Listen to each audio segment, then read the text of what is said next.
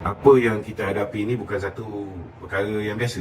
Ini melibatkan kalimah Allah. Kalau isu yang melibatkan raja-raja Melayu pun kita pertahankan berhabis-habisan, itu baru raja kita. Takkanlah isu bagaimana benda yang cukup kontroversi. Saya tak nafikan ada banyak isu-isu berkaitan Melayu ni yang tak sepatutnya dipolitikkan. Tetapi dalam isu kalimah Allah ni dia berbeza. Dia tidak sepatutnya ada orang Melayu dan bukan Melayu yang boleh merasakan apa salahnya nama Tuhan umat Islam diletak di kaki. Dia tak sepatutnya berlaku begitu. Kerana saya rasa siapa juga, agama apa juga, tidak akan merasa selesa bila nama Tuhan mereka, tak kira lah Allah ke, Jesus Christ ke, kita letak gambar Sami Buddha ke, ataupun kita letak gambar berhala orang Hindu ke, kalau letak di stokin, semua orang boleh faham dengan maksud yang jelas bahawa ianya merupakan satu penghinaan. Sebelum ni letak kat selipar, sekarang letak kat stokin. Lepas ni kita akan tengok kalau tidak ada tindakan diambil kepada pihak-pihak ini. Dan saya nak beritahu kalau di luar negara dia dikenakan denda sampai 5 juta ringgit, UAE tak salah saya, malah kena penjara, dihukum sebat lagi. Kita punya hukuman ni dah terlalu ringan. Takkan 20,000 je kita nak bagi, maksimum denda 20,000. Itu sebabnya saya setuju dengan Puteri UMNO bahawa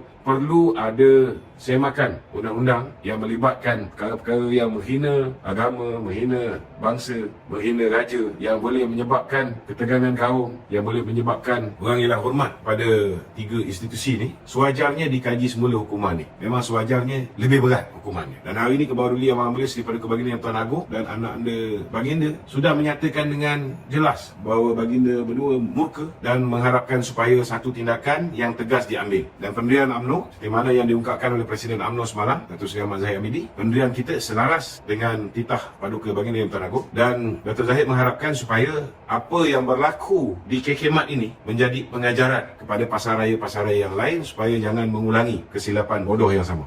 Kalau dulu kita lihat kawan-kawan kita ni bukan main lagi saudara nak menggunakan kalimah Allah ni. Kalimah Allah ni saudara, dia kata bukan hanya milik orang Islam. Dia kata kalimah Allah ni adalah untuk milik semua pihak, untuk melambangkan Tuhan mereka sama. Saya masih ingat lagi bila mereka mempertahankan kitab dalam bahasa Melayu, perkataan Allah ini disamakan dengan Jesus Christ. Tetapi hari ini dalam soal yang melibatkan isu kalimah Allah dihina dengan diletak di stokin dan dijual di KK Mat, tak nampak pula mereka yang selama hari ini bukan main nak jadi champion, nak menggunakan kalimah Allah ini, defend kalimah Allah itu. Malah mereka marah kepada orang yang defend kalimah Allah. Saya nak beritahu bahawa isu kalimah Allah ini bukan isu agama, bukan hanya isu perkauman, tetapi ianya juga adalah merupakan isu yang boleh menggugat keharmonian kaum. Kita dah duduk dalam negara ni harmoni di antara orang Melayu, orang India, orang Cina, orang Kadazan, orang Dusun, orang Dayak, orang Lumbawang, di antara umat Islam, bukan Islam, tak kiralah Kristian, Buddha, Hindu dan sebagainya. Tetapi disebabkan kegagalan pihak-pihak memahami sensitiviti